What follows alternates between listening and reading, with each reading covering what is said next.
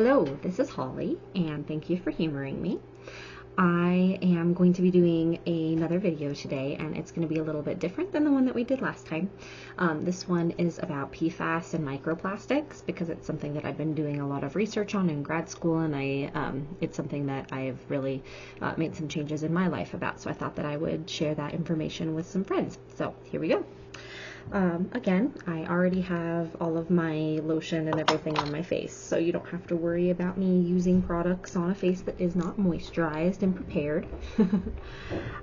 So to start, I kind of wanted to break this down a little bit. So what are plastics, right? People think of, the stuff that we get from, Tupperware or, stuff we get from the store, little toys, etc., as being things that are made of plastic. But plastics are actually a lot more than that. They have a long history and they are incredibly useful. They might not necessarily be what you think. Plastics, organic plastics, are actually have been used for centuries. Tortoise shell, amber, anything that can be heated and molded is technically a plastic or a polymer. But our modern day plastics were first invented in 1907, which I guess they were discovered more than anything else. And the advancement was absolutely brilliant. It has created a, the ability for medicine to advance, surgery, products, industry. It's fantastic. However, we have discovered over time that these things are not necessarily without consequence. You can't have innovation without consequence, right? And so at this point, scientists have discovered really awful things about plastics, microplastics being in the environment. There's things called forever chemicals that are plastic byproducts that just never break down. They're here forever. And there are some that are worse than others. So that's where I'm going to sort of go into. Teflon in particular. So Teflon is a chemical that was discovered by accident by a DuPont chemist, Dr. Roy Plunkett, in 1938. This particular chemical was a byproduct that he found after doing some additional research. Woke up the next morning, came back into the office, and found this substance. And this substance apparently had non-stick properties. From what I remember, he was working on a government research project, and so this was all stuff that was going to be given to the U.S. government. Teflon is used on a variety of government vehicles, etc., because of its non-stick properties. It also prevents freezing and other things. But of course, U.S. industry gets a hold of something and they're like, ooh, profit. And so Teflon non-stick cookware was created, and people loved it, particularly during that time when people were trying to figure out ways to use less butter and oil, because World War I, World War II, they weren't able to get those things. So having cookware that took the place of some of these things was actually very, very helpful for people. So that's great, right? But fast forward, and 1998, there was a lawsuit that was brought by the people of Ohio. The communities that were along that space, people were getting strange cancers, they were getting sick, and so there were groups of individuals who ended up, and researchers who ended up looking into this. And they found that in the drinking water that was coming from the Ohio River, there were way above the safe parts per million of chemicals, particularly C8. Just hundreds of thousands of pounds of this chemical that is created when producing Teflon, just dumped into the Ohio River. And that space provided about 70,000 residents with drinking water over decades and decades and decades. So in that same year, the EPA ended up hitting DuPont with the largest civil administrative lawsuit in history. And the company actually ended up settling outside of court and paying $16.5 million to help the EPA clean up this mess. Did they stop producing Teflon? Absolutely not. We still see it on everything. But they were no longer able to dump the byproducts into the river. Woohoo, right? And there are still, in 83% of the waters tested across the United States, PFAS chemicals and PFAS chemicals. I'll post what that stands for because the word is really long. I'm not going to say it. Another place, particularly in the state where I live, Colorado, that we find these chemicals contaminating water in particular, is in firefighting foam. There have been many tests done in the rivers and streams that provide not only Colorado, but because it's snow runoff, over half the country with our water that we use to drink and irrigate our farms, etc. And I mean, we all know that there's lots of fires in Colorado, therefore lots of firefighting foam used.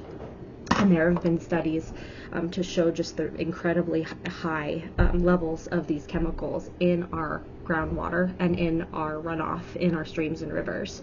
And so a fire in Colorado where a PFAS or a PFAS chemical is used in the foam that firefighters use and get on their bodies, and I mean, that's why firefighters have a high-risk job. It's not just because they're running into fire, but it's also because they're using chemicals that are carcinogenic in order to save lives and land and property.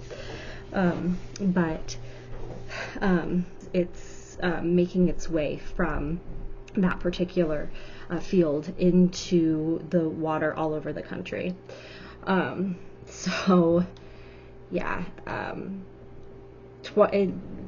20 of the most devastating fires in recorded history have happened in Colorado over the past 20 years. So yeah, when you ask like, well, how big and how impactful is the use of PFAS in firefighting foam, I would say a fucking shitload for lots of reasons.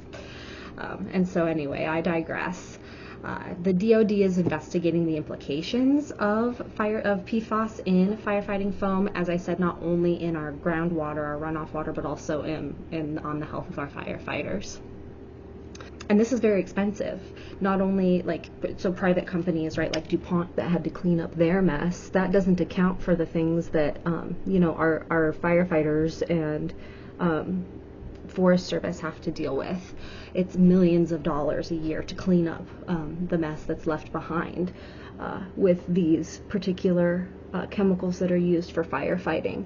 And it's not, of course, not just in Colorado. It's all over the place. In the most recent fire in Los Angeles, and then also even more recent, the fires in North Carolina and South Carolina. So when you think about that, all of those forests and all of the mountain runoff, it's impacting the entire country, and it's very expensive.